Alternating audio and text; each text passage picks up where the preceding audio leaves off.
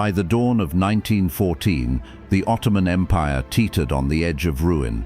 Centuries of decline, combined with failed wars and crushing debts, had left the once mighty Sublime Porte a hollow shadow of its former self.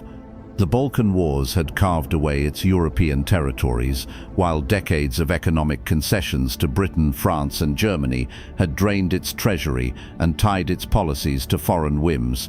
Istanbul's streets whispered of frustration and fear. The soldiers who marched to the borders were poorly clothed, poorly fed and poorly armed. Yet the world beyond the Bosphorus did not wait for the Ottomans to recover. Europe teetered on the brink of a massive conflict, and the assassination of Archduke Franz Ferdinand in Sarajevo in June 1914 set the continent aflame. The Ottomans understood their precarious position. Their military industry had all but collapsed. Only a handful of factories in Istanbul could produce modern weapons, and the state lacked the gold to buy more. The treasury was empty, and public morale had long since eroded under years of defeat and humiliation. Yet, despite this, the leadership felt the weight of history pressing upon them. Enver Pasha, the empire's ambitious war minister and de facto military dictator, dreamed of restoring Ottoman glory. He saw the chaos in Europe not as a threat, but as an opportunity, an opening to regain lost territories in the Caucasus, to assert dominance over Mesopotamia, and perhaps even to expand Turkic influence into Azerbaijan and Persia. In reality, the empire's position was nearly hopeless. Russia coveted Istanbul, the Straits, and eastern Anatolia. France eyed Syria, Britain Mesopotamia, and Greece the Aegean Islands. Half of Ottoman exports, including nearly all grain, passed through the Black Sea, making the empire dangerously reliant on trade that could be blocked at any moment. After the Young Turk Revolution, internal divisions between Turks, Armenians and Kurds left the state fragile, and Russia had already begun backing Armenian autonomy movements in eastern Anatolia to undermine Ottoman authority. It was a delicate and desperate balance, one that required shrewd diplomacy, or at least a miracle on the battlefield. The Ottomans initially sought to align with Britain and France, but their overtures were met with humiliation. Britain seized 2 dreadnoughts the empire had purchased, a national insult that poisoned trust forever. France could not guarantee protection against Russia, leaving the Ottomans in a dangerous limbo. Germany, meanwhile, offered what appeared to be the only viable lifeline: military modernization, strategic partnership, and a chance to engage Russia on their own terms.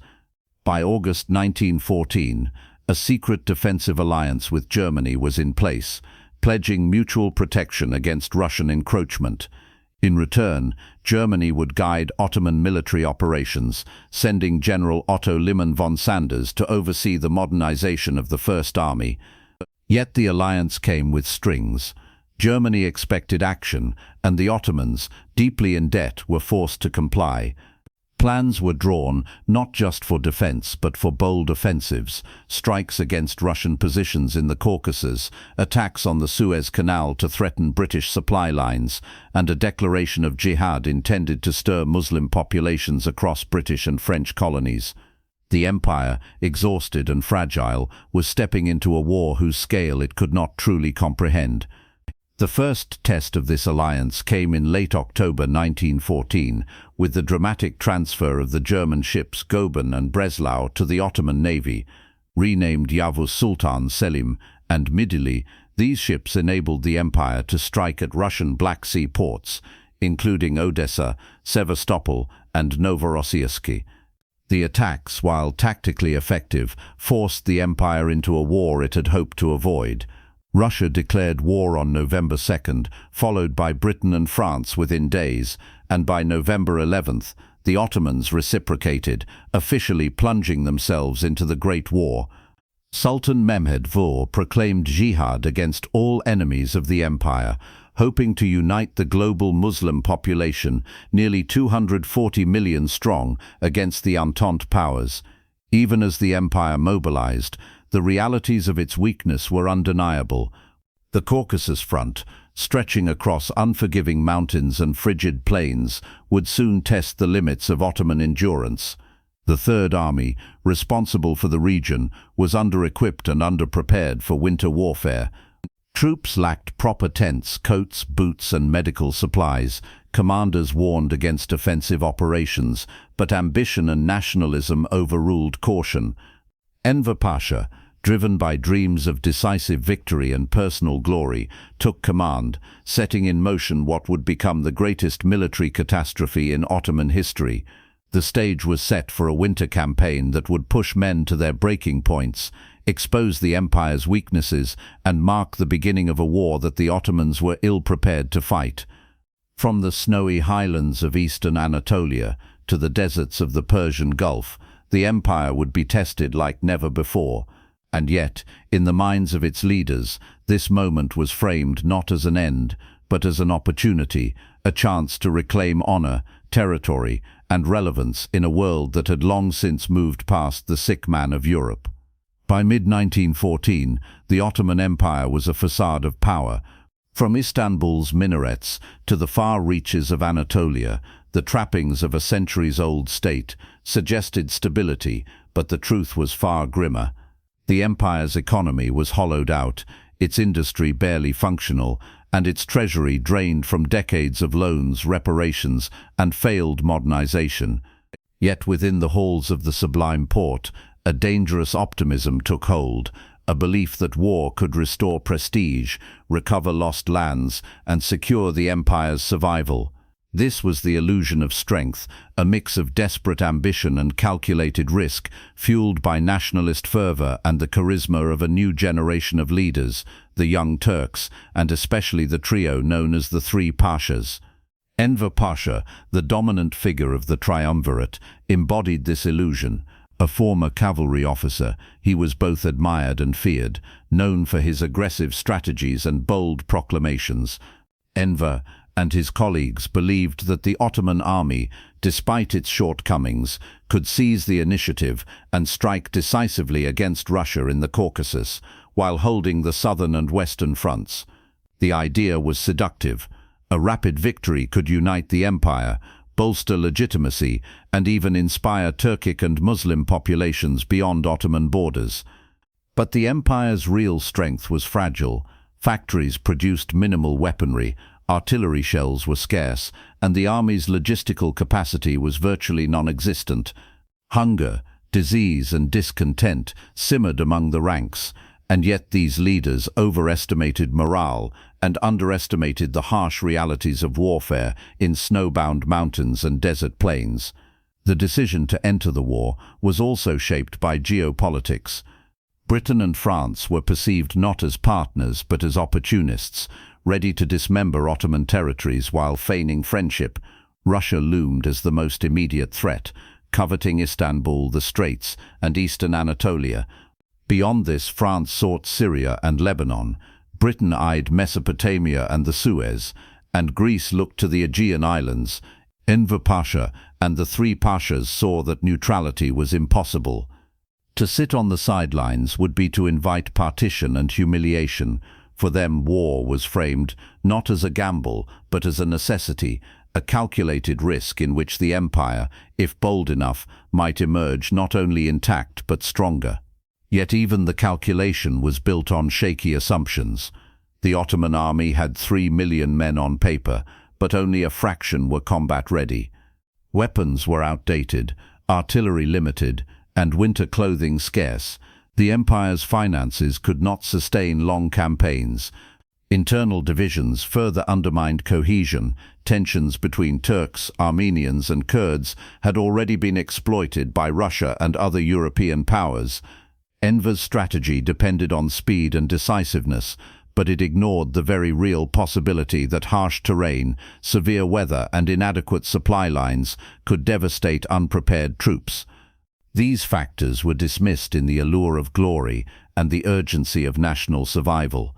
The perception of strength was also reinforced by propaganda. Newspapers and speeches emphasized Ottoman resilience, military prowess, and the righteousness of their cause. The empire's leaders sought to inspire confidence in a population accustomed to decline. They invoked historical victories, celebrated the empire's centuries-long endurance, and framed the coming struggle as a final opportunity to prove that the Ottoman state still mattered on the world stage. Yet behind the rhetoric, the reality was a skeleton of an empire, stretched thin across vast frontiers, dependent on foreign aid, and internally fractured by political tension and social unrest. In the end, the decision to enter the Great War was less about readiness than perception. The Ottomans needed to project power, secure allies, and seize opportunities before rivals could act. Germany offered a path forward: modern weaponry, military advisors, and the promise of strategic coordination. But the alliance came at a cost.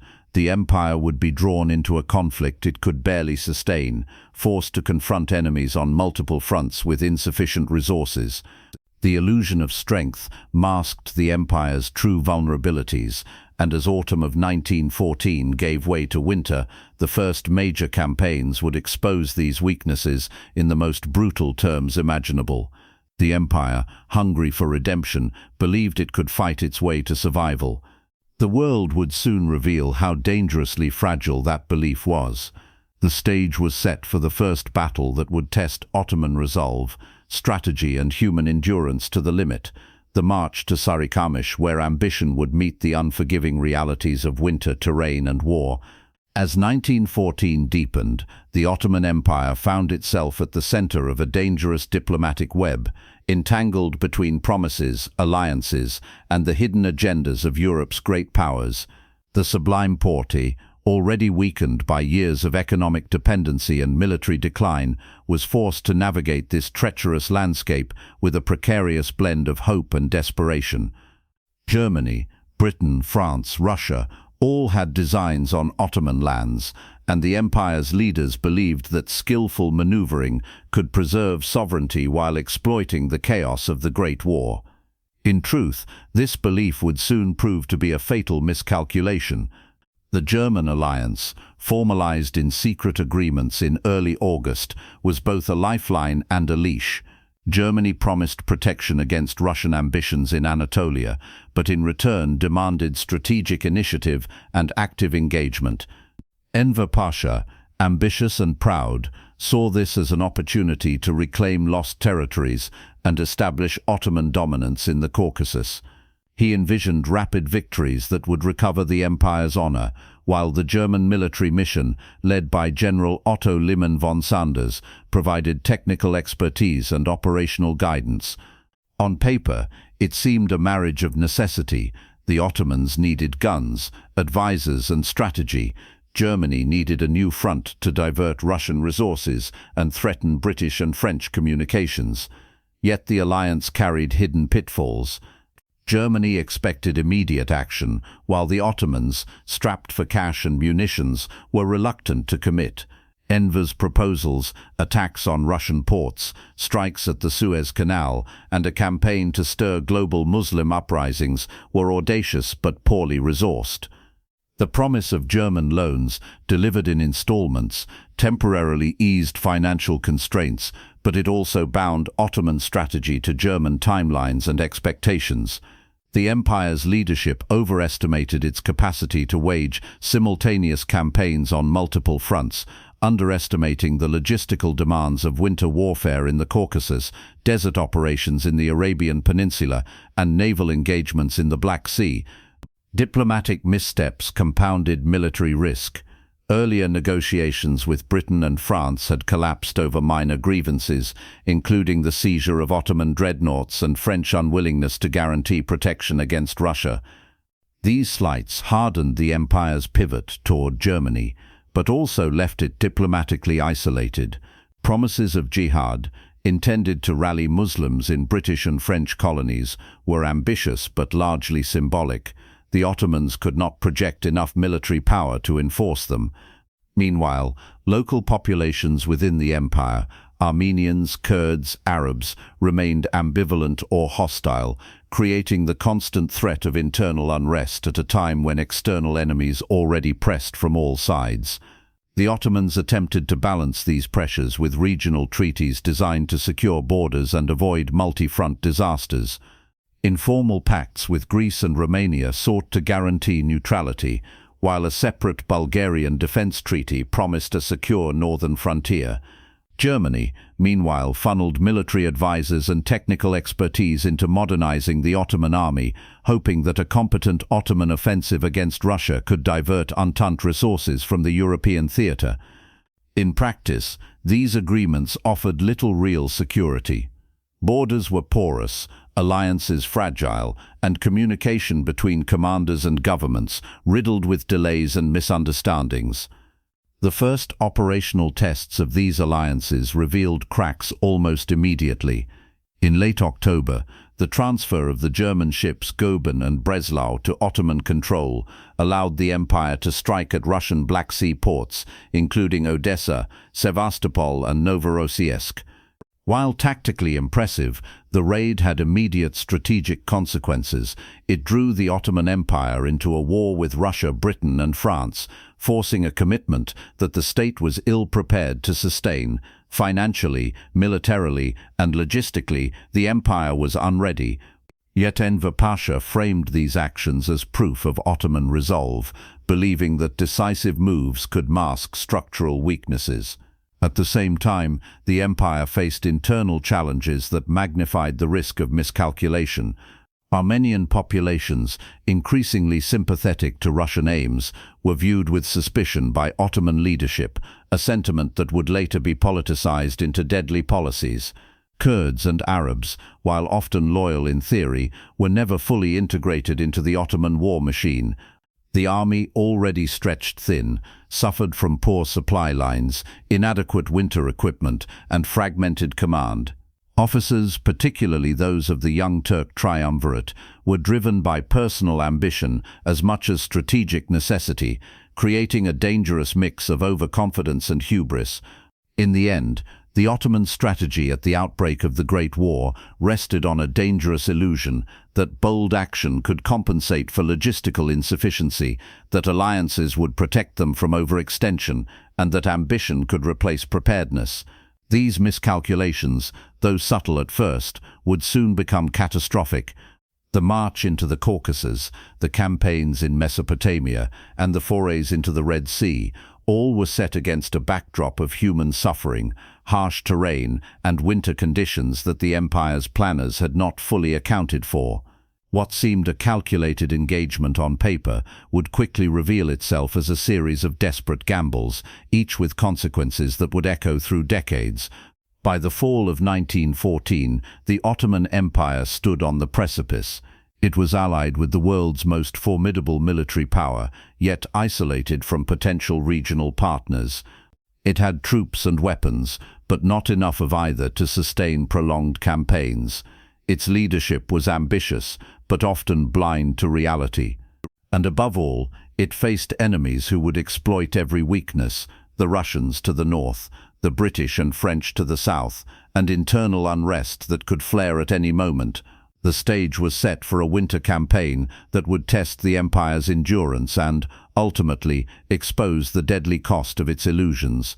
As autumn of 1914 gave way to winter, the Ottoman Empire faced the daunting task of turning its fragile state apparatus into a war machine.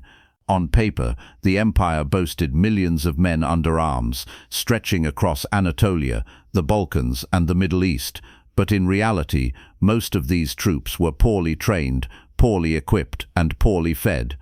The treasury was depleted, factories could not keep pace with demand, and the logistical network to move men, guns, and supplies across harsh terrain was rudimentary at best. Yet despite these glaring weaknesses, the Sublime Porte pressed forward, issuing orders for full mobilization, a move that would stretch the empire to its breaking point. Enver Pasha and the Young Turk leadership understood the stakes. To them, mobilization was more than a military necessity. It was a statement of national resolve, a signal that the Ottoman Empire still mattered in a world of rising powers. On the ground, however, mobilization was chaotic. Roads were often impassable, railways incomplete, and supply depots sparsely stocked.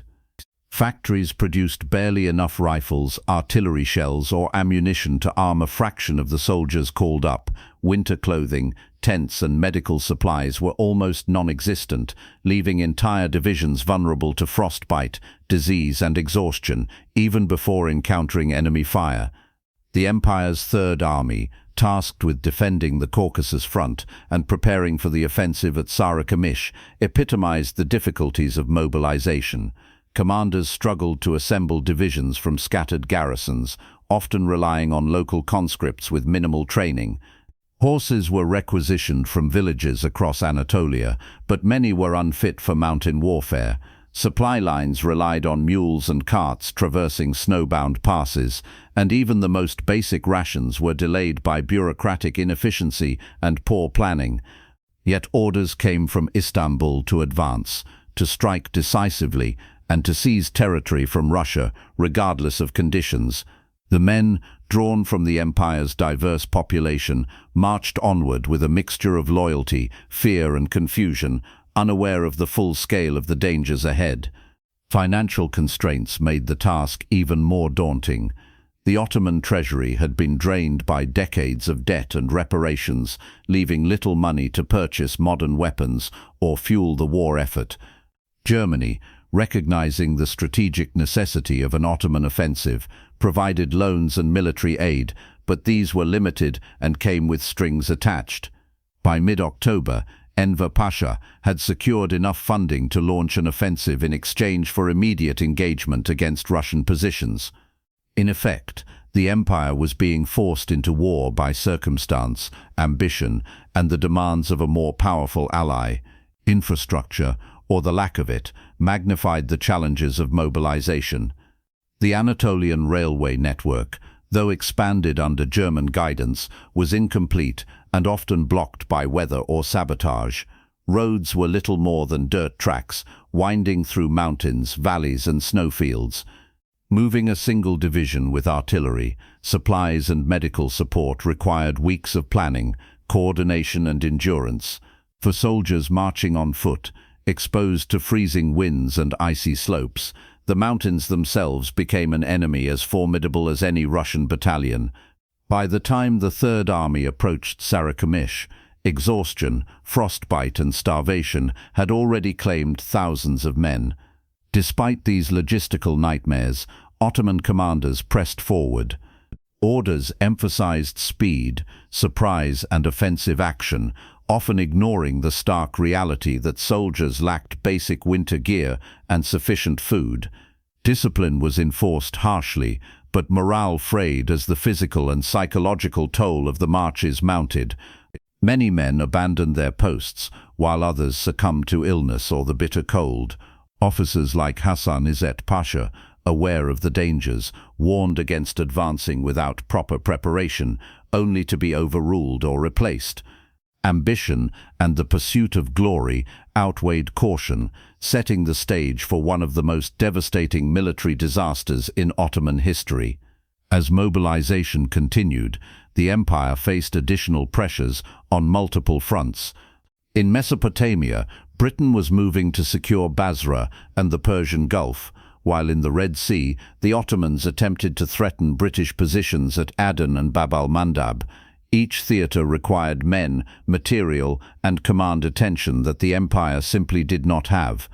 Resources were divided and diluted, leaving none of the armies fully prepared for the harsh realities of winter warfare in the Caucasus or the desert campaigns of Arabia. In essence, the empire was fighting on borrowed time, stretched beyond its capabilities, yet driven by leadership that demanded action at all costs. The human cost of mobilization was staggering even before combat began. Soldiers marched through snow-covered passes without proper clothing or shelter, while supply shortages meant rations were minimal or spoiled.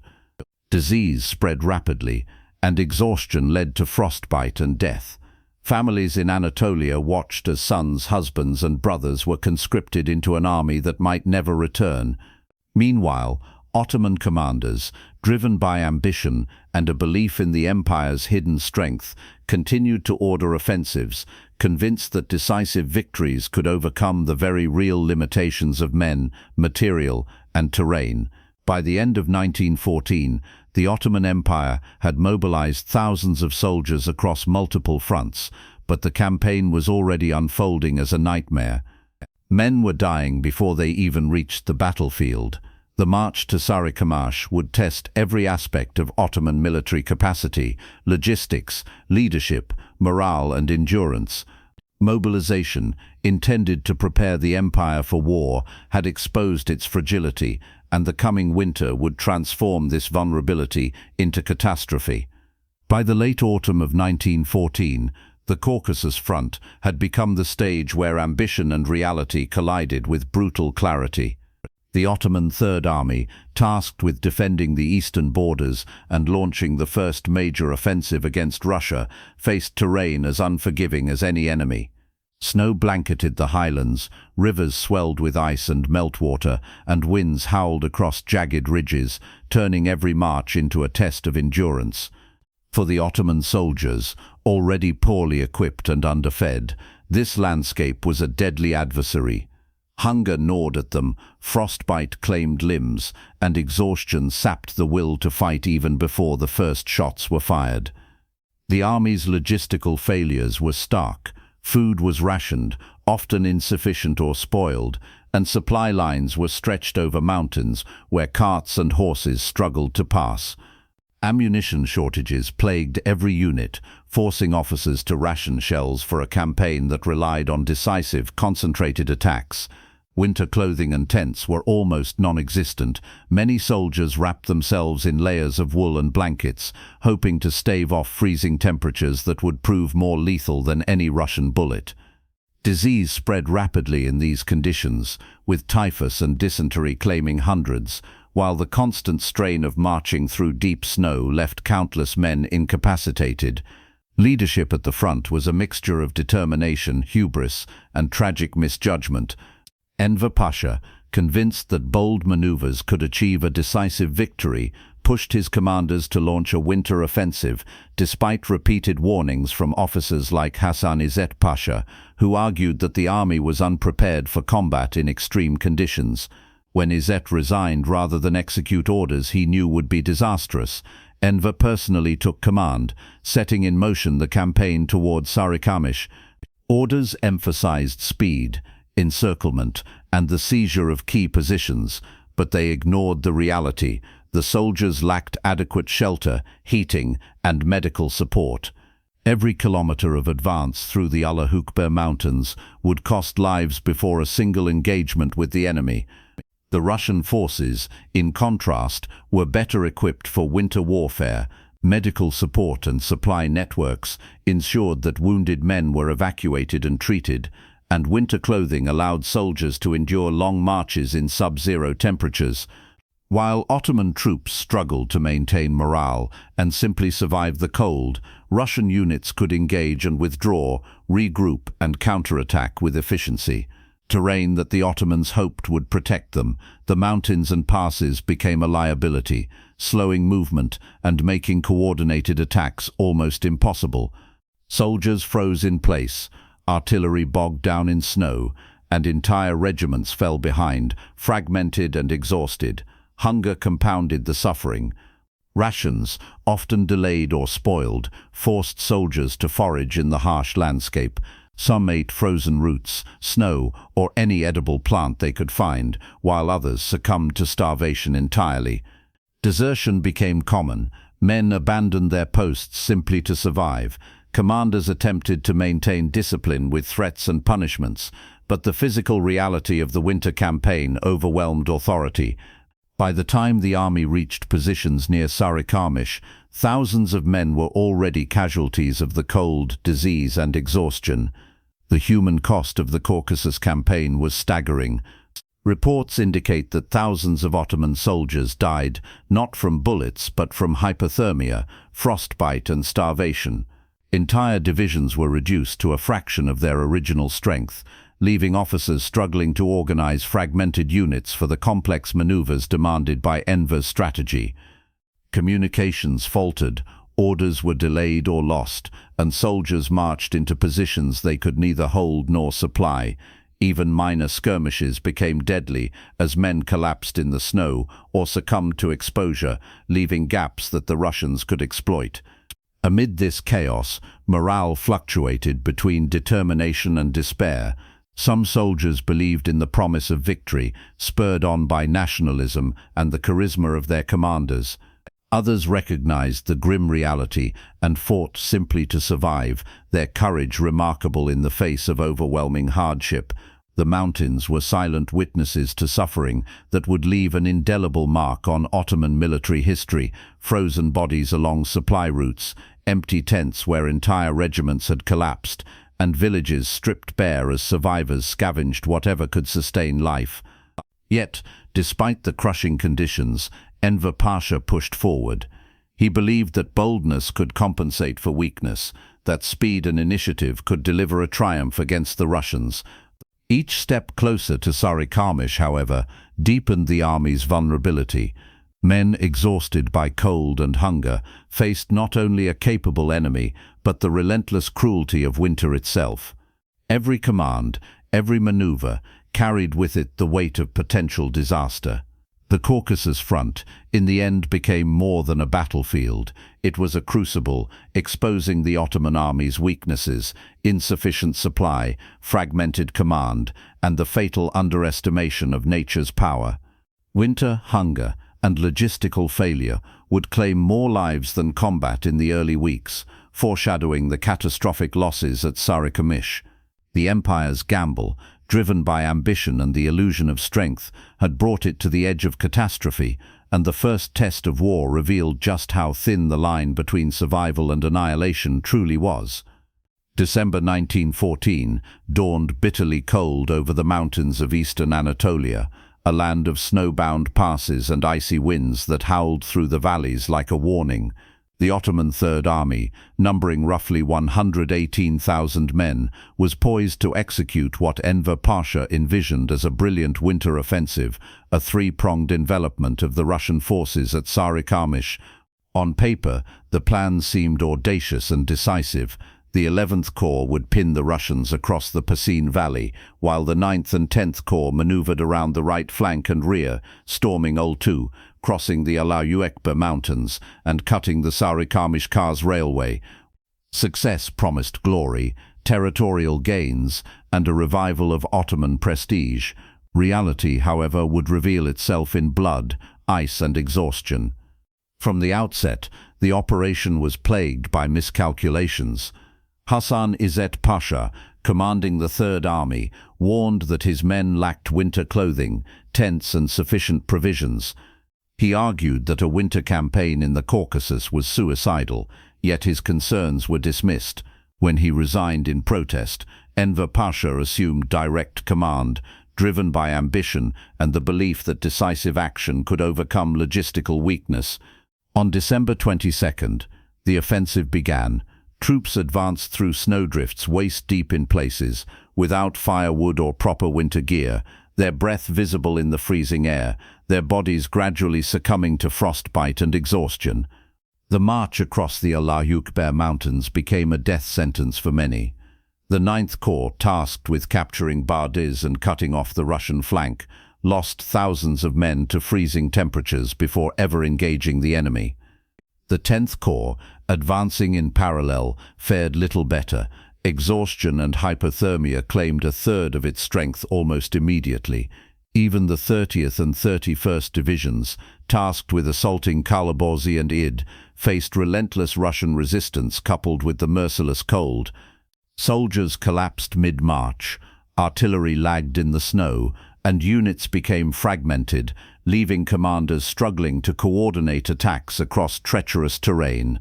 The Russian defenders, numbering around 78,000 and well prepared for winter operations, took full advantage of the Ottoman struggles. Equipped with adequate winter clothing, medical support, and fortified positions, they repelled the attacks with a mixture of artillery, infantry countercharges, and strategic withdrawals that funneled the Ottoman units into exposed valleys. The Third Army's ambitious plan of encirclement quickly unraveled as men froze, deserted, or fell sick, leaving gaps in the lines that the Russians exploited ruthlessly. Even minor skirmishes resulted in disproportionate Ottoman losses. By the 24th of December, key positions such as Bardez and the north slopes of the Allahukber Mountains had been taken at enormous human cost, with entire battalions reduced to a fraction of their original strength. Hunger and frostbite compounded the chaos of battle.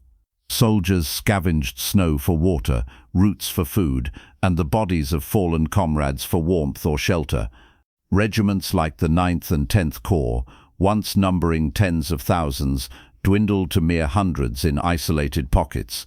Desertions rose as men recognized the hopelessness of their situation.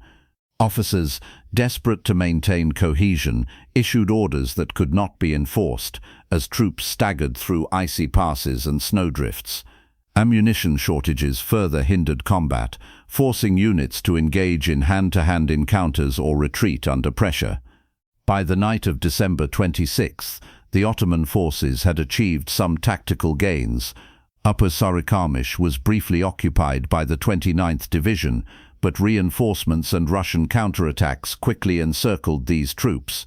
Colonel Hafiz Haki's advances toward the Sarıkamış-Kars railway met fierce resistance from the Russian 39th Division. Meanwhile, Ardahan fell to Lieutenant Colonel Christian August Stang's unit, cutting off Russian retreat routes, but at the cost of severe depletion in the Ottoman 10th and 32nd Divisions. Snow exposure and exhaustion were as lethal as Russian rifles, and by the 28th, entire regiments were barely able to mount an effective defense or attack. The siege of Sarıkamış revealed the ultimate tragedy of the campaign. Ottoman soldiers, already decimated by weather and hunger, faced a garrison reinforced to 14,000 men with 34 artillery pieces and entrenched defensive positions. Over 3 days of relentless assaults, the Ottomans made fleeting gains only to be repelled repeatedly. On December 30th, the 32nd Division and elements of the 28th Division were reduced to 500 men, their ranks shattered by frostbite, desertion, and Russian fire. By January 1st, the 9th Corps counted only 900 surviving soldiers, and the 10th Corps barely 1,000. Attempts to regroup or counterattack were hampered by snowstorms, terrain, and the sheer exhaustion of surviving men. The human cost was catastrophic. Ottoman losses at Sarıkamış are estimated at up to 80,000, including 30,000 killed or wounded in combat, 25,000 deaths from frostbite, 20,000 from disease such as typhus, and roughly 7,000 taken prisoner. The Russian army, despite inflicting devastating defeats, also suffered heavy casualties, with around 16,000 killed or wounded and another 12,000 frostbitten or sick. The Ottoman command had gambled on winter mobility and bold maneuvers, only to pay a staggering price in human life. The campaign exposed not only the empire's logistical and strategic deficiencies, but also the fatal consequences of leadership driven by ambition over prudence. By early January, Enver Pasha had relinquished command to General Hafiz Haki and returned to Istanbul, leaving behind a shattered army and a landscape littered with the frozen and wounded. The battle's outcome reverberated throughout the empire. Morale was shattered, resources depleted, and the myth of Ottoman military invincibility irrevocably damaged. The Sarıkamış disaster would remain a haunting testament to the perils of overreach, miscalculation, and the deadly combination of ambition and nature's unforgiving power. January 1915 left the Ottoman Empire reeling from a catastrophe that would scar it for decades. The mountains around Sarıkamış were littered with frozen corpses, abandoned weapons, and the remnants of entire divisions. Families in Anatolia mourned sons, husbands, and fathers who would never return, while villages struggled to bury the dead amidst the harsh winter. What had been envisioned as a bold victory became a national trauma, exposing the fragile foundations of the Ottoman military, the perilous overreach of its leadership, and the devastating human cost of miscalculation. The army's losses were staggering and multifaceted. Combat deaths numbered tens of thousands, but the vast majority of casualties came not from enemy fire, but from frostbite, starvation, and disease. Thousands froze on mountain slopes, unable to advance or retreat, their bodies left where they fell. Typhus and other illnesses ravaged survivors weakened by cold and hunger. Desertion and capture further thinned the ranks, leaving the Third Army a fraction of its pre-offensive strength. For the Ottoman Empire, these losses represented not only military defeat, but a profound depletion of human capital, soldiers, laborers, and communities that would be irreplaceable for the duration of the war. The psychological impact was equally profound. Enver Pasha, who had personally directed the offensive, returned to Istanbul determined to obscure the full extent of the failure. He blamed Armenian desertions and alleged fifth columns, creating an atmosphere of suspicion and paranoia that would later have catastrophic political consequences. Soldiers who survived carried the memory of comrades lost to cold, hunger, and hopeless marches, while the empire's population confronted the fragility of its military and the high cost of leadership driven by ambition rather than prudence. News of the disaster spread slowly, but when it reached towns and cities, it provoked grief, anger, and a dawning recognition that the empire's strategic position was far more precarious than previously imagined. Economically, the Sarıkamış campaign drained already limited resources. Supplies consumed in the futile offensive could not be easily replaced, and the cost of caring for wounded soldiers further strained hospitals and local communities. The winter disaster disrupted communication lines and railways, compounding the empire's logistical difficulties. Industries and factories, already hampered by debt and limited production capacity, struggled to recover, leaving the Ottoman military in an even more precarious position for the campaigns to come. Every soldier lost, every train car of supplies wasted, and every artillery piece immobilized by snow represented an irreplaceable depletion of national power. The strategic consequences were immediate. Russian forces, though also suffering from harsh winter conditions, maintained pressure along the Eastern Front, now unopposed by a fully operational Ottoman army. The defeat at Sarıkamış emboldened Russia and its allies, while exposing weaknesses that Britain and France would later exploit in Mesopotamia and the Middle East.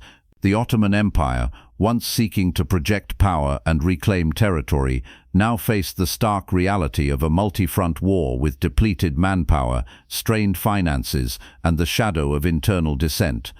Sarıkamış also left a legacy of distrust and division within the empire. Enver Pasha's focus on assigning blame to Armenian populations fueled a growing paranoia that would have tragic consequences later in the war.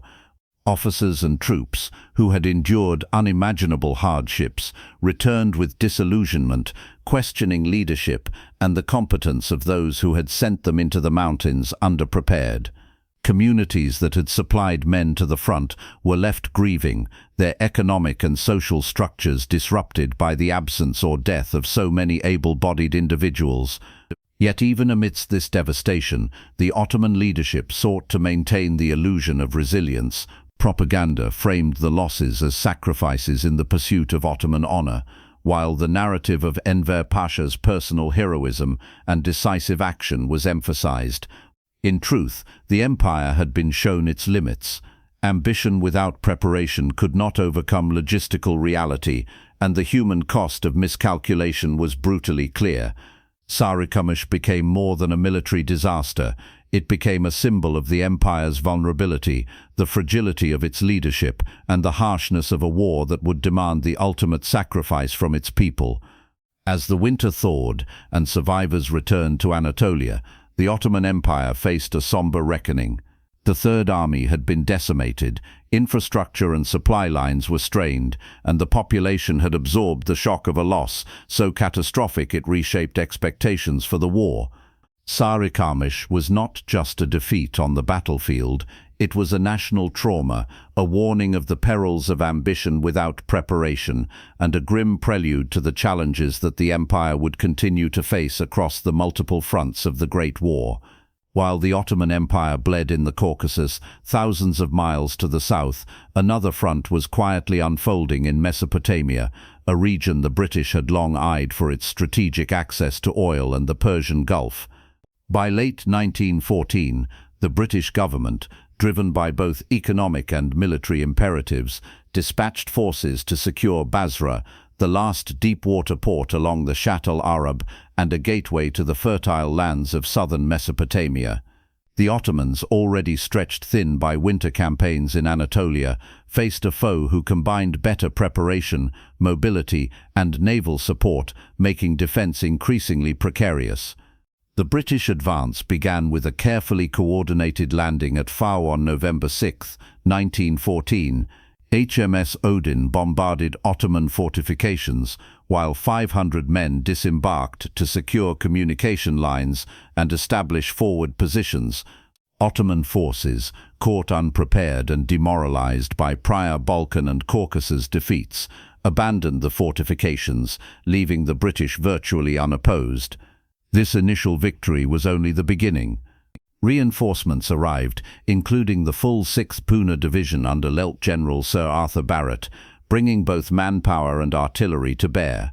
The Ottomans, numbering roughly 4,500 troops in the region, were dug in at Ceyhan, but the disparity in logistics, naval support and morale quickly became evident. By November 15th, the British launched a full assault on the Ottoman positions near Ceyhan. The mud-walled forts offered little protection against artillery bombardment and disciplined infantry attacks. Within hours, the Ottoman defenders were routed, suffering heavy casualties and losing key positions along the Shatt al-Arab. Subsequent attacks on November 17th completed the capture of Ceyhan, forcing a full Ottoman withdrawal toward Basra. Looting by local populations in the wake of the retreat highlighted both the collapse of Ottoman authority and the growing perception of British dominance in the region. By November 23rd, Basra was firmly in British hands, with naval vessels securing the port and the surrounding region. The consequences of this campaign were immediate and profound. The Ottoman retreat exposed southern Mesopotamia to British control, effectively cutting off access to vital ports and oil infrastructure. It demonstrated the empire's inability to defend distant frontiers when resources were thinly spread across multiple theaters. Meanwhile, British forces established a network of fortifications, communications and supply lines that would allow them to advance further up the Tigris and Euphrates rivers in the coming months. For the Ottomans, the loss of Basra was more than territorial.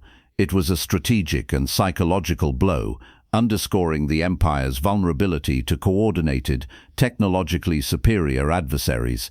Compounding the disaster was the empire's inability to rally local support. While some Arab tribes had allied with the Ottomans in earlier campaigns, Britain's diplomatic efforts with leaders like Sheikh Mubarak al-Sabah of Kuwait and Ibn Saud in eastern Arabia secured local cooperation against Ottoman forces. These alliances ensured that British troops could move with relative freedom, gather intelligence, and secure supply lines, while the Ottomans faced hostility from local populations who were either indifferent or actively assisting the invaders. This combination of foreign military pressure and domestic alienation left the Ottoman forces trapped between superior enemies and a hostile environment. The Mesopotamian campaign also highlighted the limits of Ottoman strategic planning. Resources that might have reinforced the Caucasus front or defended Istanbul were instead diverted to a theater where the empire had minimal advantage. Commanders on the ground struggled to coordinate units across vast desert expanses and along rivers that were often difficult to navigate. Supplies were inadequate, communications fragile, and reinforcements slow to arrive. The Ottoman troops who remained in southern Mesopotamia were largely demoralized, having witnessed the rapid advance of British forces and the collapse of defensive positions. Despite these setbacks, the Ottoman leadership attempted to salvage the situation. Counterattacks were planned but faltered due to logistical inadequacies, lack of reinforcements and poor coordination. The harsh climate, with scorching days and freezing nights, further sapped soldier morale and operational effectiveness. Every attempt to reclaim lost ground met with stiff resistance from a well-supplied, organized and strategically positioned British force. By the end of November, the southern Mesopotamian front had stabilized, but firmly under British control, leaving the Ottomans with a bitter and humbling strategic defeat. The fall of Basra and the rapid British advance would have lasting consequences. It secured vital oil resources for the Allies, strengthened British influence in the Persian Gulf, and provided a springboard for subsequent campaigns deeper into Mesopotamia. For the Ottoman Empire, it was a clear demonstration that the empire could no longer rely on sheer manpower or traditional defensive positions. Modern warfare, combined with logistics, naval power, and local alliances, had outmatched an empire already weakened by previous campaigns, debt, and internal divisions.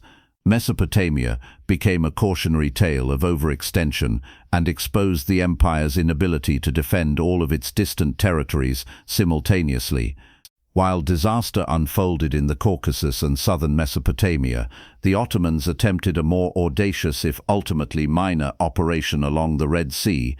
In November 1914, the empire sought to seize Sheikh Said, a strategic fort at the mouth of the Red Sea, and threaten Aden, Britain's crucial foothold for protecting the Suez Canal and maintaining control of maritime routes to India. The plan was ambitious in scope, but limited in resources, reflecting the Ottomans' desperate attempts to create distractions and project influence far from the main theatres of war. Ottoman forces concentrated at Sheikh Said, a narrow peninsula commanding the straits leading into the Red Sea, anticipating that a seizure would allow them to threaten British shipping and possibly coordinate with Arab tribes to disrupt colonial supply lines. Intelligence reports had already noted British concerns about the fort, which made it both a tempting and vulnerable target. The garrison, numbering only about 500 men, was tasked with holding this critical point, but the troops were poorly supplied and ill-prepared for prolonged combat. The Ottomans relied on speed and surprise, hoping to achieve strategic impact without committing significant forces. On November 10th, the British responded decisively. HMS Duke of Edinburgh bombarded the Ottoman positions, while Indian and Sikh brigades landed to secure the fort. Despite initial resistance, the Ottoman garrison abandoned the fort, leaving behind artillery, supplies, and defensive works. Casualties were minimal for the British, 5 deaths and 11 wounded, but the operation demonstrated the limitations of Ottoman planning when resources were spread too thin and coordination was lacking. The fortifications were demolished to prevent reoccupation, and British forces moved on toward Egypt, securing the southern approaches to the Suez Canal. The invasion of Sheikh Said, though minor in scale, exposed several critical vulnerabilities in Ottoman strategy. First, it illustrated the difficulty of projecting power over long distances when supply lines were fragile and local support uncertain. Second, it highlighted the British ability to respond rapidly to threats, using naval superiority and coordinated ground forces to neutralize Ottoman initiatives. Finally, it underscored the empire's overextension. While large-scale disasters like Sarıkamış were consuming men and materiel, smaller campaigns such as Sheikh Said drained resources and attention without yielding strategic advantage. The broader context of this Red Sea operation also emphasized the global nature of the Great War. The Ottomans, facing enemies across the Caucasus, Mesopotamia, and the Mediterranean, were attempting to create secondary threats that might relieve pressure on main fronts or disrupt Allied communications. The Sheikh Said invasion sought to exploit the British concern for the Suez Canal and Indian Ocean trade, yet it failed to achieve even temporary strategic gains.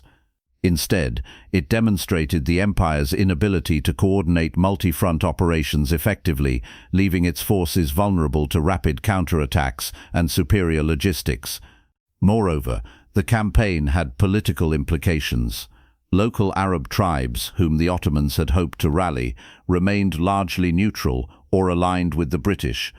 Britain's diplomatic success in securing the cooperation of regional leaders, including the ruler of Kuwait and other influential figures in Arabia, ensured that Ottoman forces faced resistance not only from professional soldiers but also from hostile or indifferent populations.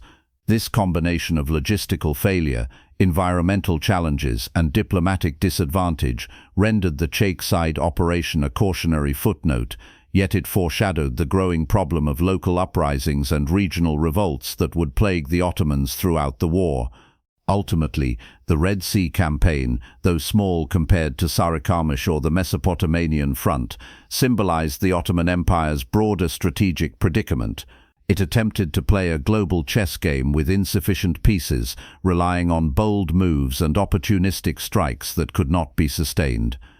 The evacuation of Sheikh Zayed, the destruction of Ottoman fortifications, and the swift British occupation highlighted the empire's shrinking operational reach. The Ottomans had the ambition to challenge the British across vast distances, but their capacity, logistical, manpower and material, was hopelessly inadequate for such undertakings. By late November, the Ottoman Empire had suffered a series of humiliating setbacks: catastrophic losses in the Caucasus, the loss of Basra in Mesopotamia, and the failure to hold Sheikh Zayed in the Red Sea. These defeats were more than military, they were psychological, exposing the empire's vulnerability, overextension, and inability to protect its borders or assert influence in distant regions. For Sultan Mehmed V, Enver Pasha, and the Young Turk leadership, the Red Sea campaign offered lessons in the perils of ambition, unmoored from preparation, yet it did little to alter the momentum of the war, leaving the Ottomans on the defensive as 1915 began. November 1914, the snows had begun to fall across eastern Anatolia, turning mountains into walls of ice and rivers into veins of death. Here, the Ottoman Empire faced its first real baptism of fire in the Great War. General Georgy Bergman, commanding the Russian 1st Caucasus Army Corps, crossed the Ottoman border on November 2nd with a force determined to seize territory and exploit Ottoman weakness. The Ottoman frontier guards, poorly equipped and undermanned, were no match. They were killed, captured, or scattered within days. Köprücü fell on November 5th, a small village marking the first tangible loss of the empire's eastern holdings. The Ottoman response was tentative at first, a reflection of an empire stretched beyond its limits. General Hasan İzzet Pasha, commander of the Third Army, scrambled to assemble reinforcements. The 2nd Cavalry Division moved toward the Aras River on the night of November 6th. On November 7th, 2 divisions of the 11th Corps advanced from Hasankale, but the Ottomans quickly realized that courage alone would not overcome the harsh terrain and determined Russian resistance. One regiment, faced with a Russian attack near Badichevan, retreated. Panic and exhaustion rippled through the ranks, soldiers trudging through snow, artillery sinking into icy mud, feet numb, bodies trembling. Despite the setbacks, Ottoman forces pressed on. On November 8th, the 11th Corps launched a renewed assault, managing to drive Russian forces from their forward trenches. For a moment, hope flickered. 30 kilometers of territory were regained. Men cheered, officers gave orders with renewed vigor, and the scent of smoke from captured positions mingled with the icy air. Yet even this small victory was shadowed by the cruel hand of winter. Snow fell without pause. Nights were lethal, and supply lines remained fragmented. Hunger gnawed at soldiers, frostbite seized fingers and toes, and the wounded cried out with no medics to answer. The mountains were unforgiving, the enemy relentless, and the empire's resources nearly non-existent. By November 11th, the Russians, aided by Armenian volunteers, captured Karakosa and Doğubeyazıt, threatening the southern shoulder of Ottoman positions. Fear of encirclement forced Hasan İzzet Pasha to order a nighttime withdrawal on November 15th. Hundreds of Ottoman soldiers died, not from bullets but from exposure. They fell face down in the snow, blankets frozen over them, hands clawing at the icy ground. Russian forces did not capitalize immediately, yet the psychological blow to the Ottomans was immense. The army, already battered by logistical failures, morale crises, and harsh terrain, now faced the crushing reality that even survival would be hard-won. Casualties mounted on both sides. Ottoman losses included nearly 2,000 dead and over 6,000 wounded, while approximately 3,000 were captured and 2,800 deserted, their bodies melting into the snow during retreat. Russians suffered too, around 1,000 dead, 4,000 wounded, and up to 1,000 more lost to exposure. Each number represents a story: a father frozen in a trench, a young recruit who never returned to his village, a mother mourning a son before the sun had melted the snows that covered him. Winter had become as deadly a weapon as any rifle, artillery shell, or bayonet. Yet even in the midst of hardship, moments of resilience emerged. Commanders reorganized, troops shared meager rations and small victories, holding a ridge, capturing a village, delaying an enemy advance, ignited sparks of hope. These were fleeting, fragile sparks in a campaign dominated by nature's cruelty and the harsh consequences of underprepared leadership. General Przewalski's reinforcements stabilized the Russian advance, halting Ottoman encirclement attempts by November 17th. Efforts to regain momentum faltered, leaving the Third Army in a precarious stalemate across a 500-mile network of mountains, valleys, and passes. By the end of November, the strategic picture was grim. Russians held a 25-kilometer salient along the Erzurum-Sarıkamış axis, and the Ottoman army, though still fighting, was exhausted, fragmented, and increasingly vulnerable. Each day brought frostbite, disease, and death, the human toll silently rising as the mountains claimed men in ways that no battle plan could anticipate. The Bergman offensive was more than a military encounter. It was a crucible, exposing the empire's weaknesses, testing the mettle of soldiers, and highlighting the deadly intersection of ambition, geography, and human endurance. The struggle for eastern Anatolia was a harbinger of the tragedies yet to come. It foreshadowed the calamity of Sarıkamış, revealing how an empire could bleed not only from enemy fire but from exposure, hunger, and exhaustion. It was a stark reminder that war was not measured solely in victories and defeats, but in human suffering, in frozen bodies left in the snow, in soldiers who fought bravely only to vanish into the mountains, and in the haunting cries that echoed through icy valleys long after the cannons fell silent. October 1914. The Mediterranean sun glinted off steel hulls as two German warships, the SMS Guben and Breslau, slipped through Ottoman waters, their fate entwined with the destiny of an empire already teetering on the edge of war. The Guben and Breslau were more than ships. They were symbols of ambition, diplomacy, and the dangerous intersection of empire and alliance. For the Ottomans, their arrival would mark a point of no return, drawing the empire irrevocably into the Great War. The story began earlier that summer, when Britain and France were drawn into the European conflict. The Ottomans, hoping to remain neutral while balancing between alliances, were offered little reassurance from former partners.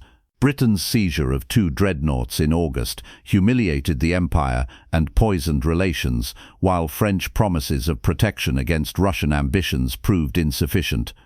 Into this vacuum sailed the Germans, bringing with them not only modern naval power, but also a strategy that promised both military aid and political influence.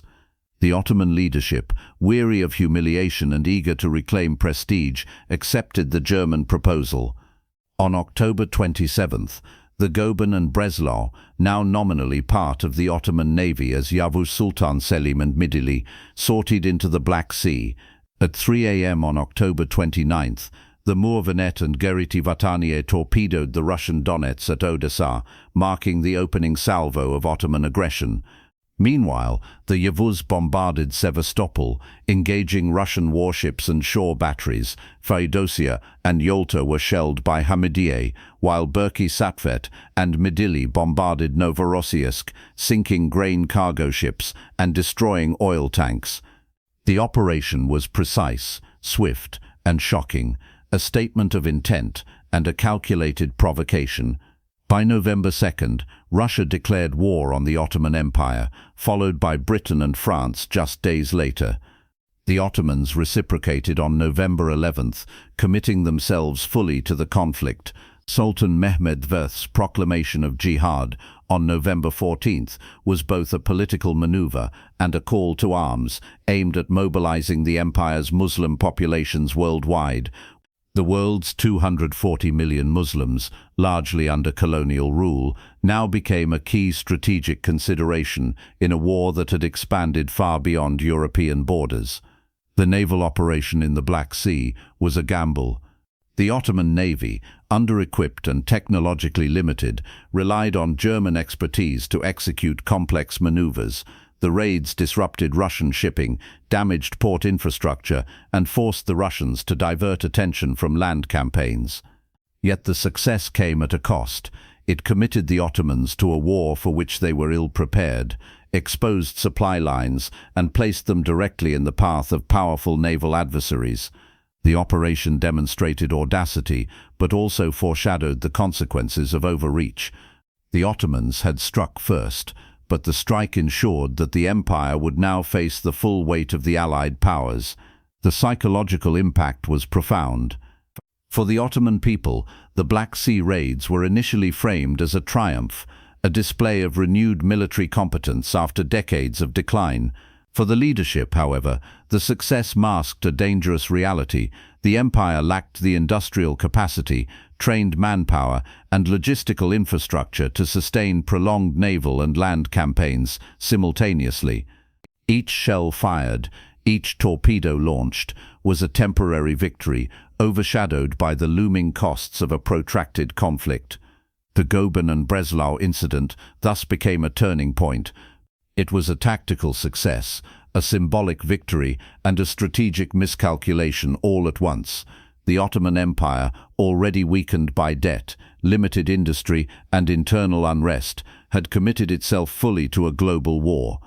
The empire's entry into the conflict, driven by alliance and ambition, would have consequences far beyond the Black Sea, opening fronts in the Caucasus, Mesopotamia, and the Middle East, stretching resources to breaking point and setting the stage for disasters like Sarıkamış and Basra.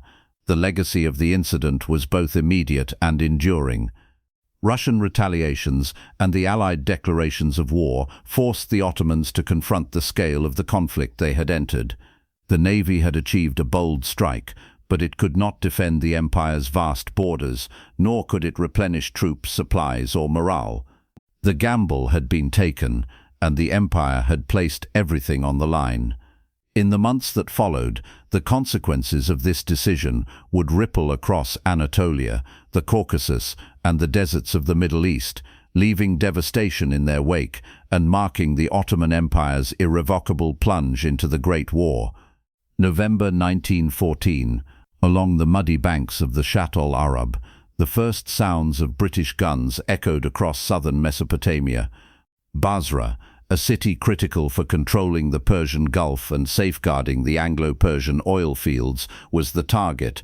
For the Ottoman Empire, already stretched thin across multiple fronts, this new threat came at the worst possible moment. Winter had not yet eased in the east. Sarıkamış had decimated the Third Army, and the empire's resources were dangerously depleted. Yet across the Gulf, British forces, well supplied and strategically coordinated, prepared to make their move. The landing at Fao on November 6th was swift and decisive.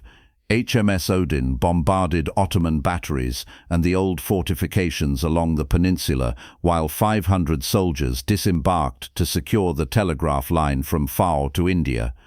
The Ottoman garrison, poorly equipped and demoralized, abandoned the fort after the death of their commander. There was no heroic stand, no final charge, just the quiet of retreating soldiers, leaving behind cannons, ammunition, and the remnants of a crumbling defensive line. Within days, British forces advanced toward Abadan, aiming to protect oil installations and establish a foothold for further operations along the rivers of Mesopotamia. The Ottomans attempted a counterattack on November 11th at Saihan, but it was a desperate effort against a better organized opponent. Trenches were stormed, positions overrun, and the Ottomans suffered 1,500 casualties compared to 500 British losses. Every attack revealed the stark imbalance between the two forces. British troops enjoyed superior coordination, artillery support, and logistics, while Ottoman soldiers fought bravely but were starving, exhausted, and undermined by leadership failures. By November 17th, British forces had routed the Ottoman defenders from Saihan, securing the fort and consolidating control of the southern approaches to Basra. On November 21st, the Ottomans abandoned Basra entirely.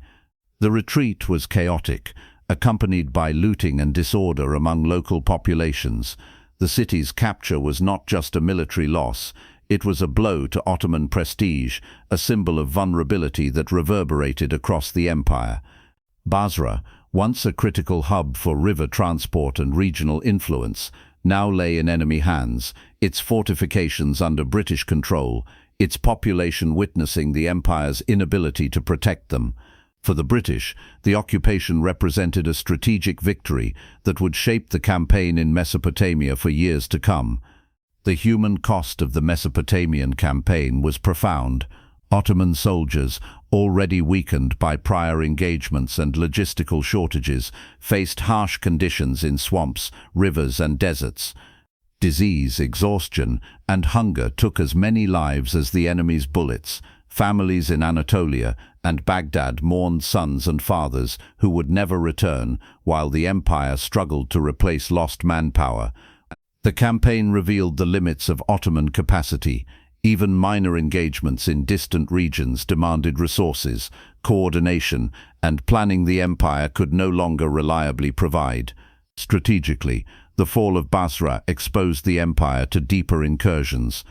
British forces now had secure supply lines along the rivers, naval support from the Gulf, and cooperation from local tribes opposed to Ottoman rule.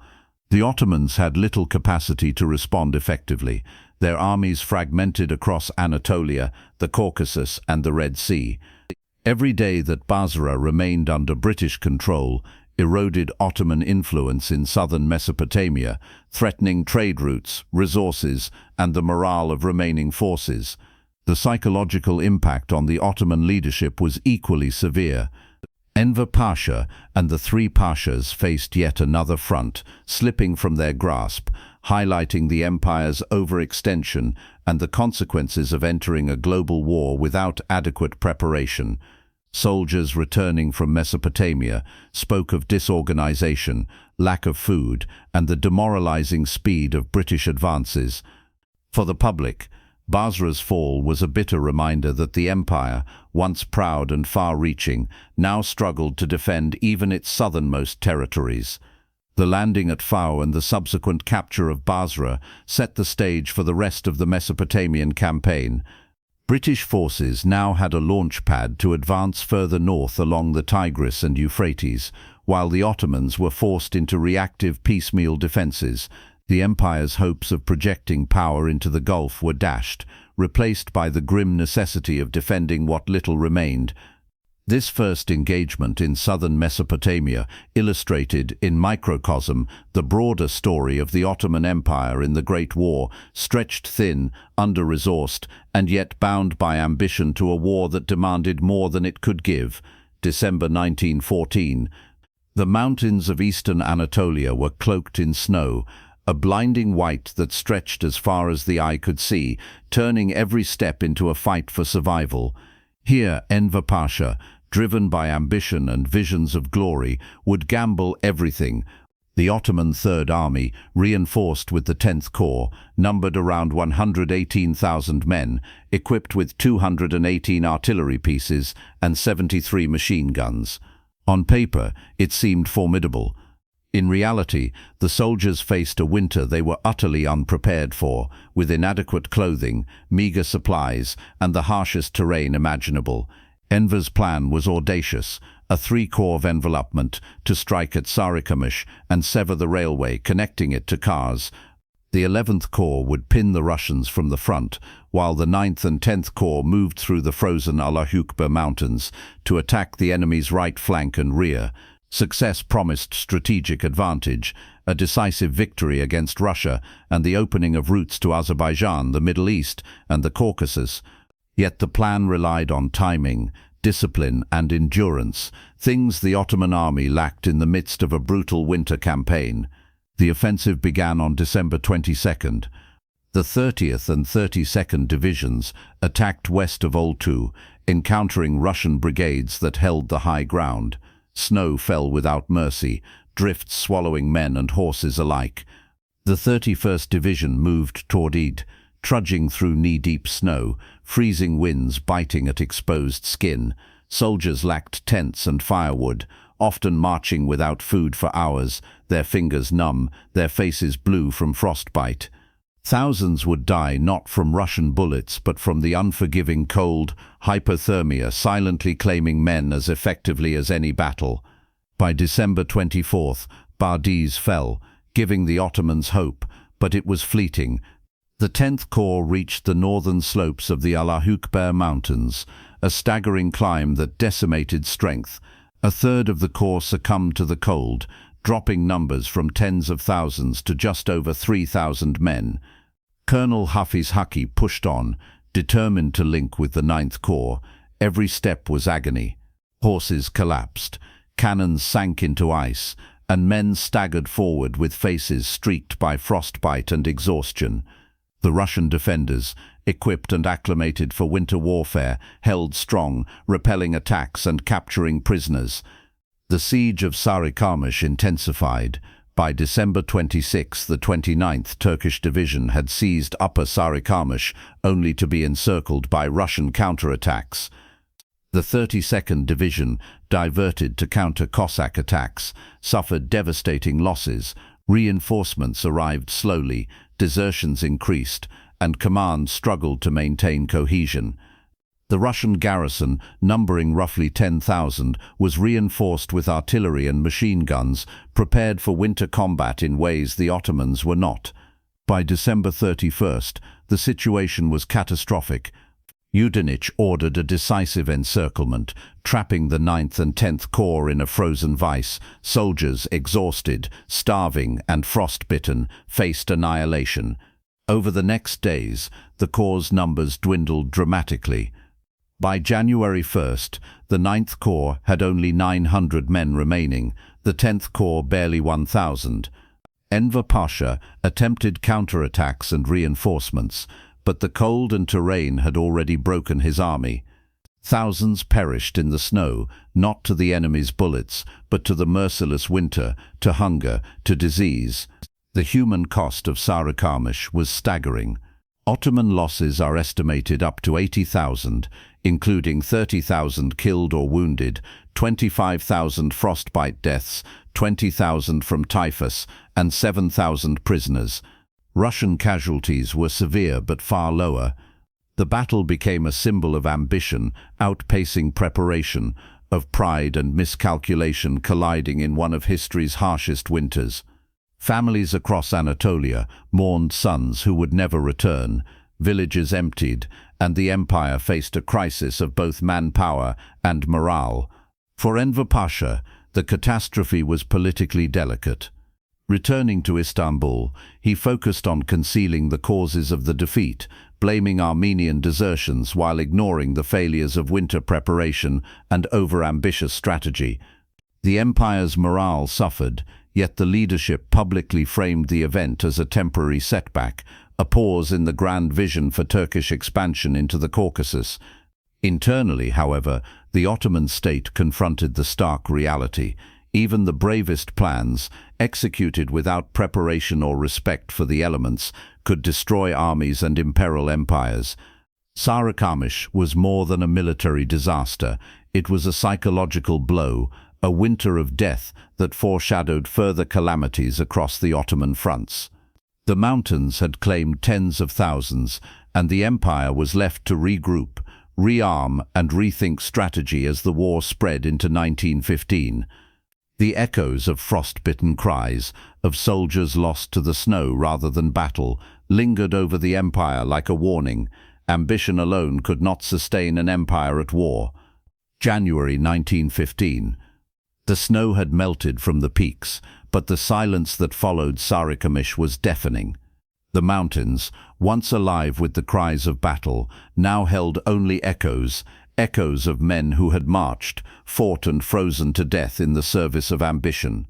The Ottoman Third Army was shattered, its strength reduced to a fraction of what it had been. Tens of thousands of soldiers had vanished, killed, frostbitten, sick or captured.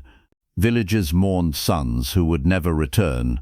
Families clutched letters that never arrived, and the bitter wind carried the memory of a winter that had claimed so many before the guns even spoke.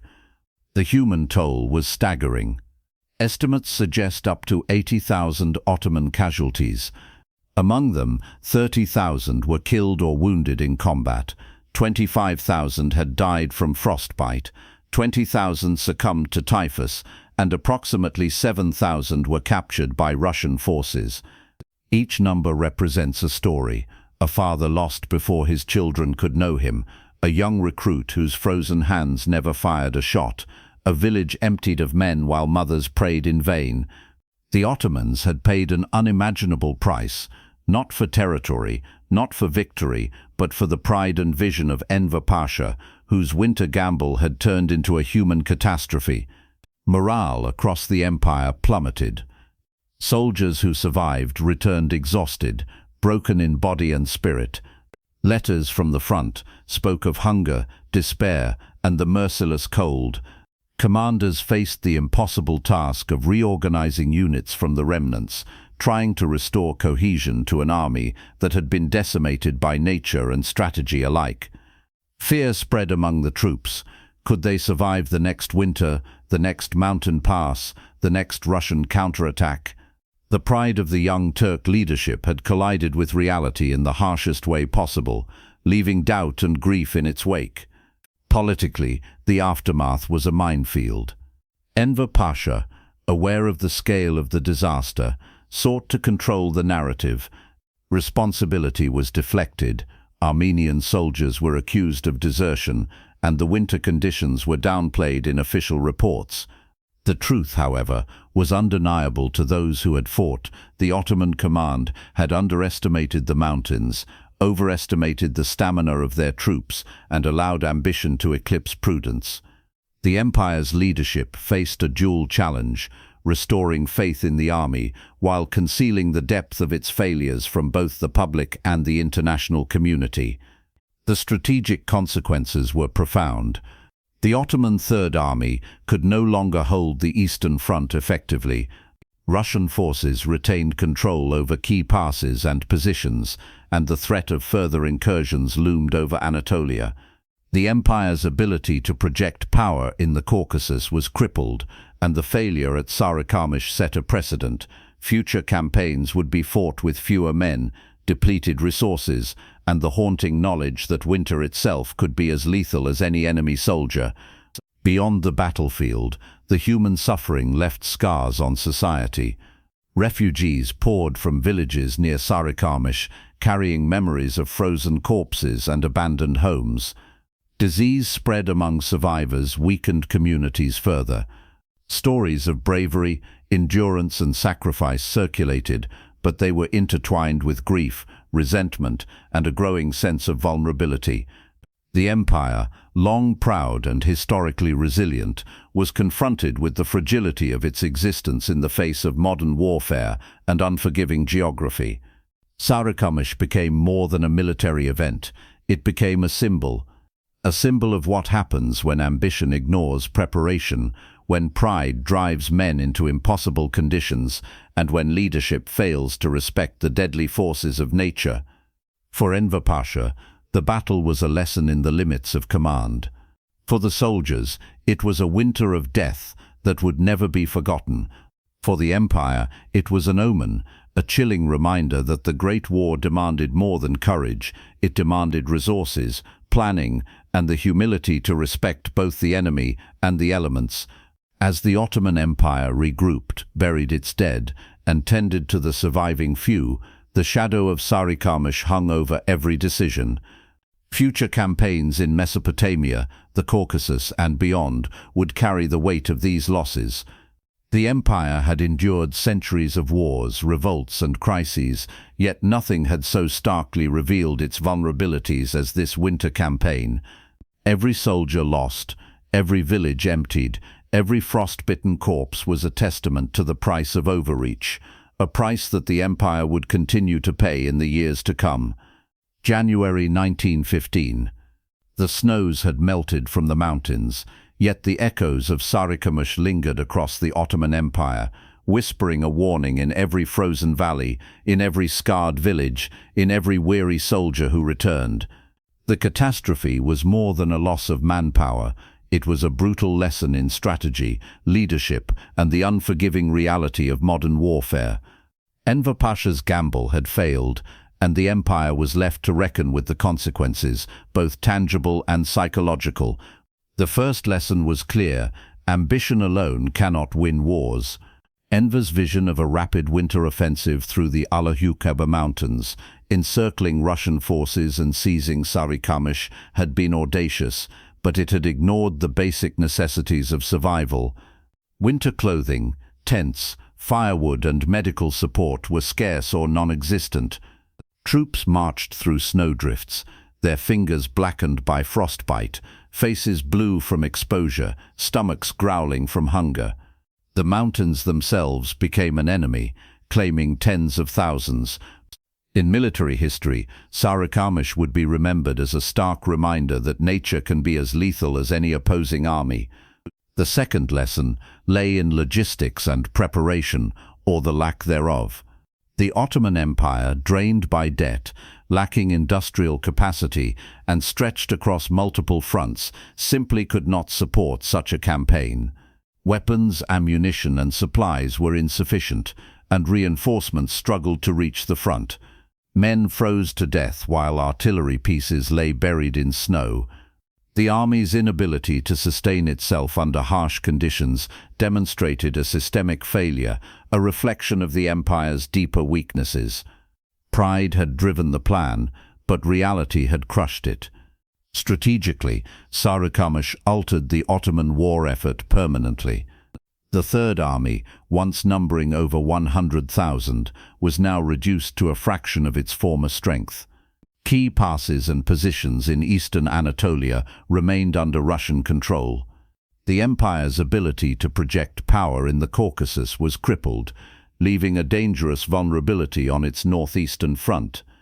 Future offensives would be smaller, more cautious, but always haunted by the memory of frost-bitten corpses and shattered divisions. Commanders and soldiers alike knew that winter campaigns carried a risk beyond bullets, a risk that Sarıkamış had made brutally clear. Psychologically, the impact was profound. Survivors returned broken, both physically and emotionally.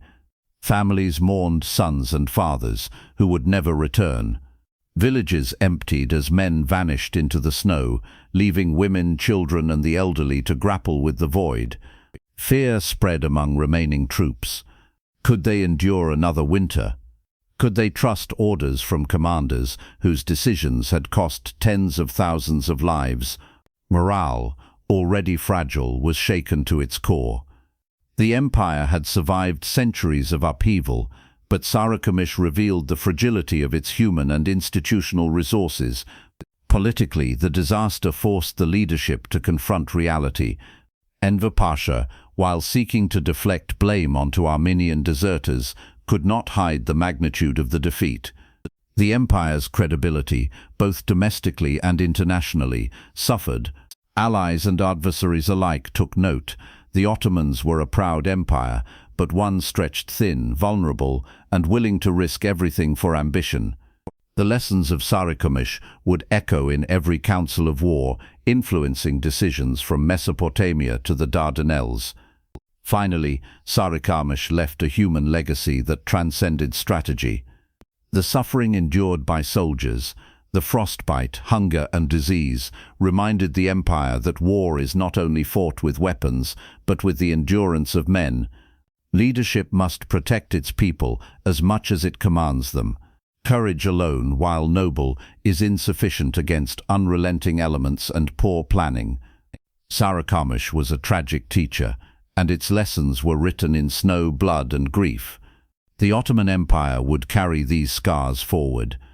Future campaigns would be haunted by the memory of lost divisions, frozen soldiers, and shattered dreams of victory.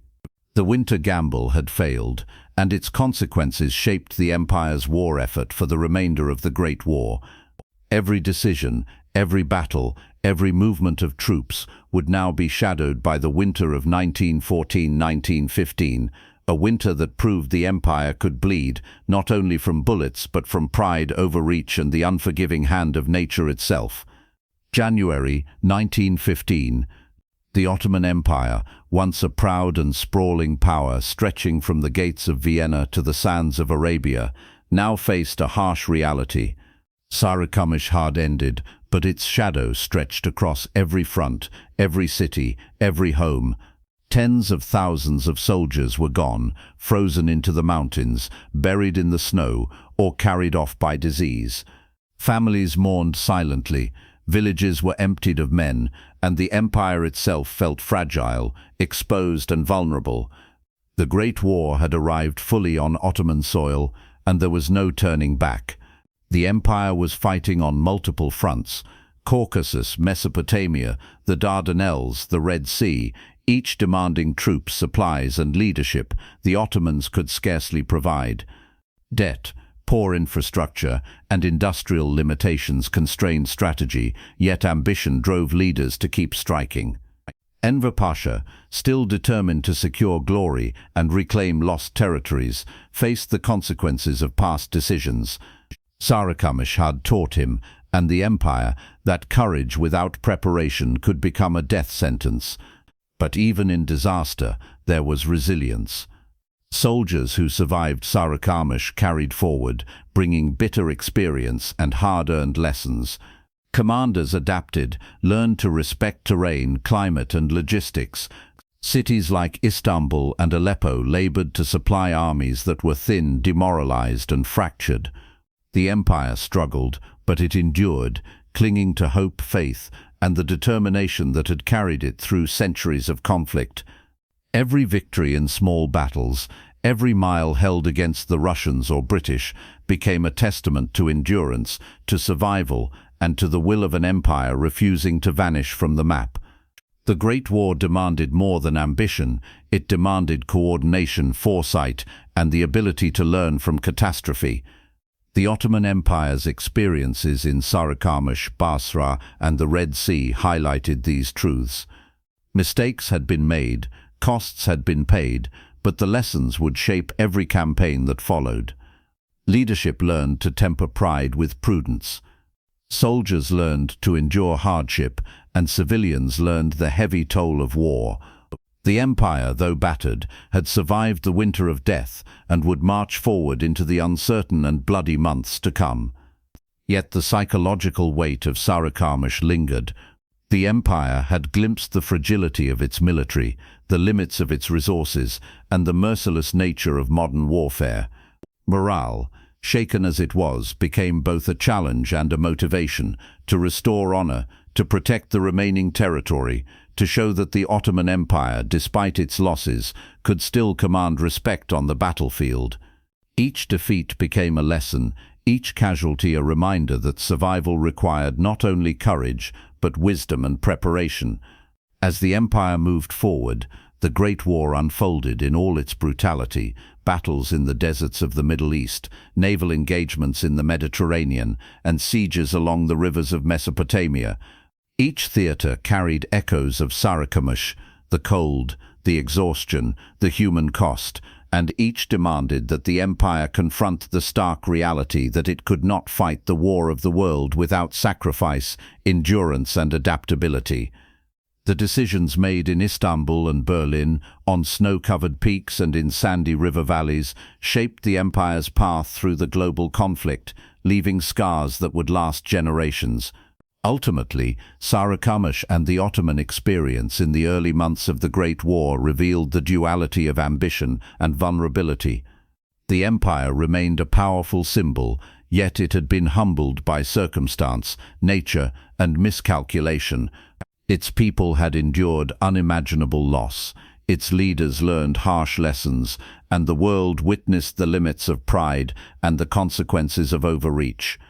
The empire would fight on, in victories and defeats, in endurance and suffering, carrying forward the memory of the winter of 1914-1915 as both a warning and a testament to its will to survive. The Ottoman Empire had entered the Great War as the sick man of Europe, weakened, vulnerable, and desperate to reclaim relevance. By early 1915, it had already paid a staggering price. Yet despite the human cost and strategic setbacks, the empire endured, poised to continue the struggle on every front, shaped forever by the lessons of Sarıkamış, the sacrifices of its soldiers, and the relentless march of history. The Great War had come to Ottoman lands, and the empire, scarred but unbroken, would continue to fight for survival, for honor, and for the fragile dream of empire in a world forever changed by conflict. This concludes our documentary on the Ottoman participation in the early stages of the Great War. The story of Sarıkamış, Basra, and the empire's struggles reminds us of the human cost of war, the dangers of overreach, and the resilience of a people determined to endure.